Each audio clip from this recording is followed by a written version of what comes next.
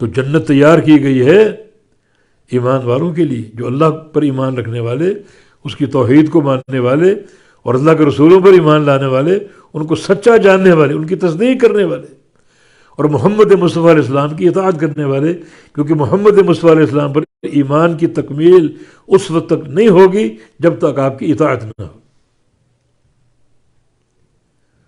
ذالک فضل اللہ یؤتیہ من یشاء، یہی اللہ کا فضل ہے، یؤتی، اللہ دے وہ من یشاء، جس کو چاہے۔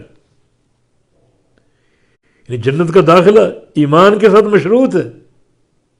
مگر ساتھ ساتھ اللہ کا فضل بھی چاہیے، اس کی رحمت بھی، جیسا کہ نبی علیہ السلام کی حدیث ہے، لن يدخل احدکم عملہ الجنہ الا برحمت اللہ، کسی انسان کو اس کا عمل جنت میں داخل نہیں کرے گا جب تک اللہ کی رحمت نہ۔ صحابہ نے پوچھا ولا انت یا رسول اللہ، آپ بھی نہیں؟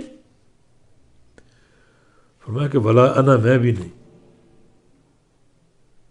الا یتغمدنی اللہ برحمتہ، جب تک اللہ تعالیٰ مجھے اپنی رحمت سے، اپنے فضل سے ڈھانپ نہ لے، اس وقت تک میں بھی جنت میں نہیں جا سکتا۔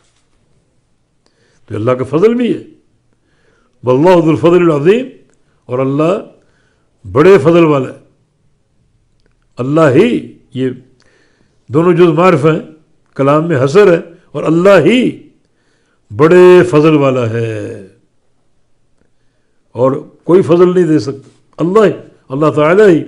بڑے فضل والا۔